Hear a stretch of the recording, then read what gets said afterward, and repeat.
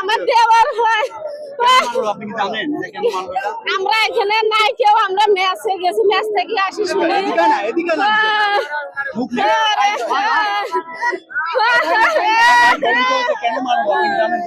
কেন মারলো এটা তো জানি না, আমরা কেবল শুনিয়ে বাড়ি থেকে দৌড়ে আসছি।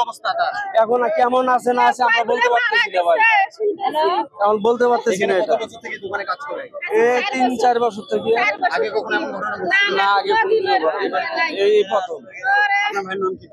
মোহাম্মদ শাহজাহান মিয়া। তার একটু মানসিক সমস্যা আছে।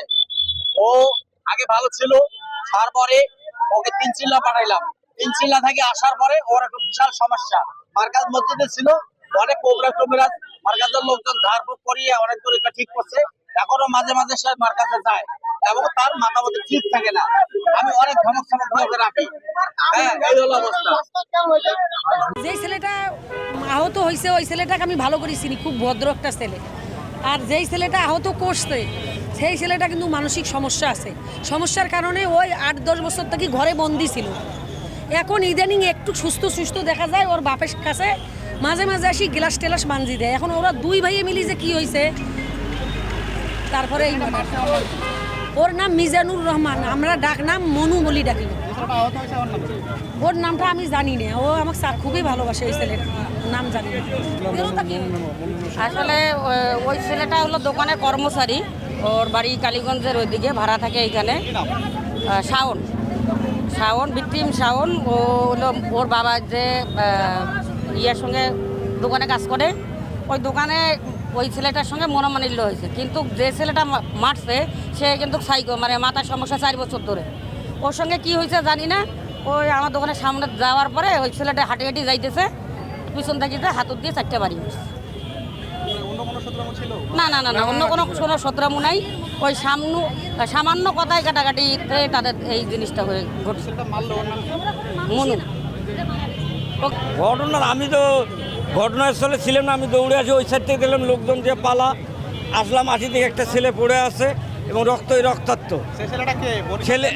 পরিচয়টা তার বাড়ি কোথায় সঠিক আমি এটা বলতে পারি না, কিন্তু ঘটনা হলো আমি স্টেশন দোকান থেকে আসার পথে এখানে আছি, এই ছেলেটাকে দেখি রক্তাক্ত পড়ে আছে এবং এই দোকানের নাকি ছেলে কর্ম করতো, এতটুকু আমিও চিনতাম। তো ছেলেটা এখানে কর্ম করে, এতটুকু আমি জানি। আর একজনকে মারছে, মাথা নাকি ফাটি দিয়ে মেডিকেলে গেছে, এইটাই এতটুকু। তারপর তো আমি জানি না ভাই।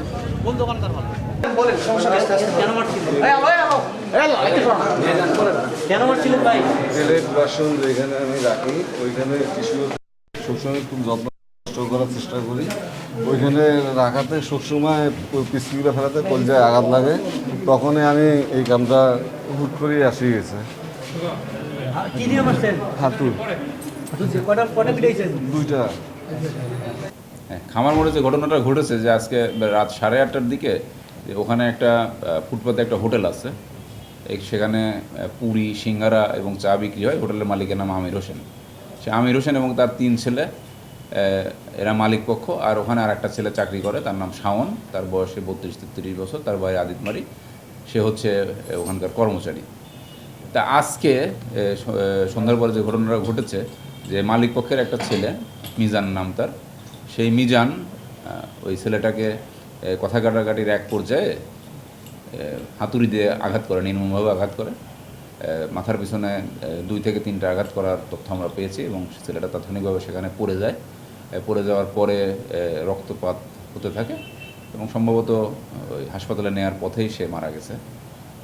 আর তাৎক্ষণিকভাবে ওখানে আমাদের একটা ডিবি টিম ছিল, অন্য কাজে তারা ছিল, তারা তাৎক্ষণিকভাবে ওখানে উপস্থিত হয় এবং জনগণের সহায়তায় এই আসামিটাকে আমরা তাৎক্ষণিকভাবে অ্যারেস্ট করেছি এবং সে এখন আমাদের হেফাজতে আছে এবং আমাদের কাছে এসে সে অকপটে আজকের এই ঘটনা, তার কৃতকর্মের কথা স্বীকার করেছে। না, এখন কথা হচ্ছে মানসিক ভারসাম্যহীনতার, সে মানসিক ভারসাম্যহীন কি না এই সিদ্ধান্ত শুধুমাত্র একটা যোগ্য চিকিৎসক দিতে পারেন এবং তার সপক্ষে কোনো কাগজপত্র বা সে মানসিক ট্রিটমেন্ট গ্রহণ করেছে এরকম কোনো তথ্য প্রমাণ এখনও আমাদের সামনে উপস্থাপন করা হয়নি এবং আমরা তার সাথে অনেকক্ষণ ধরে, প্রায় আধা ঘন্টা ধরে কথা বলেছি এবং এই কথাবার্তার কোনো পর্যায়ে সে যে মানসিক বিকারগ্রস্ত বা মানসিকভাবে অসুস্থ এরকম আমাদের মনে হয়নি, তাকে মানসিকভাবে সুস্থ, স্বাভাবিক এবং সাবলীলই মনে হয়েছে। প্রাথমিক জিজ্ঞাসাবাদে সে যে কারণটা বলেছে সেটা হচ্ছে যে তারা যেহেতু একটা হোটেল, সে বাসন কোসন পরিষ্কার করে যেখানে রাখে, তা সেখানে সে হচ্ছে এই পুলি ফেলে বা ময়লা ফেলে, এইটা নিয়েই নাকি তাদের মধ্যে যে মনোমালিন্য বা কথা কাটাকাটির সৃষ্টি হয়েছিল, এইটা নিয়ে একটা পর্যায়ে সে রাগান্বিত হয়ে মাথায় আঘাত করেছে। না, হাতুড়ি দিয়ে মারার পরে সেই আসলে ওখানে আপনারা তো নিশ্চয়ই জানেন যে শত শত লোক জমায়েত হয়ে গিয়েছিল। আমরা তাৎক্ষণিকভাবে এটা উদ্ধার করতে পারিনি, তবে আমাদের এই উদ্ধারের প্রচেষ্টা অব্যাহত আছে। আর আরেকটা বিষয় যে ভিকটিমের যে পরিবার, তারা এখনও আমাদের সাথে যোগাযোগ করেনি, এলে তা আমরা আইনগত ব্যবস্থাটা গ্রহণ করব। তার লাশ এই মুহূর্তে রংপুর মেডিকেল কলেজের মর্গে আছে।